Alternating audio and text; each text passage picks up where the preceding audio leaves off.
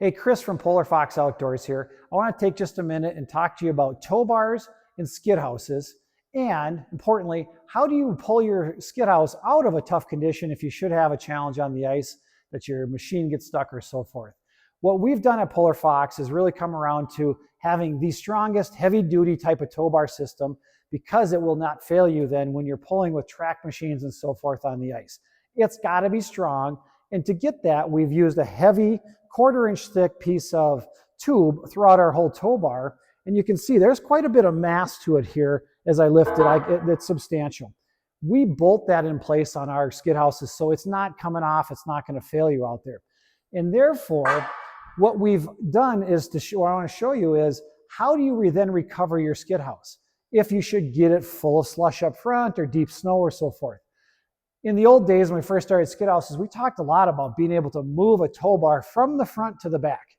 But the problem there is, if I want to disconnect this tow bar up here, I'm now standing in whatever the problem was. Whether it's a bunch of slush up to my knees or a big pile of snow, I would have to reach down through all that material and unbolt or unpin something, possibly even using some tools.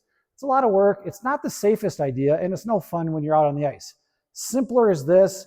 I want to just take my tow bar, put it in the upright position after I disconnect from my machine, and I would pin it in place. It's now safe, secure, out of the way. I'm going to come around to the back of the house, and I can do this from either end, but in this instance where I'm saying we're stuck up front, we're going to come around to the back, and we're going to use some nice recovery straps to go ahead and pull this out of the snow the back way that we came from. So I can now bring my machine around to this side. I'm going to where I know the snow is good, the ice is good. I've already been there and I can see where it's at. And all I'm going to do is use 2 straps. One crossover strap, in this case it's just a 6-foot strap, and I use a heavy duty carabiner that I like that can handle 5,000 pounds. So it's really just release that, lock it in place, and that's set to go. Now I can just deploy my longer recovery strap, typically 30 feet or so. And these are easy to get, very strong. And I'll get that out to my machine, put it over the tow ball, and away we go.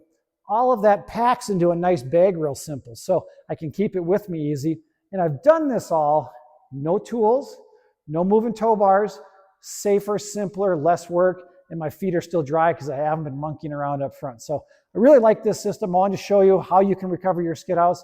Hope that helps you on the ice this year. Thanks for looking.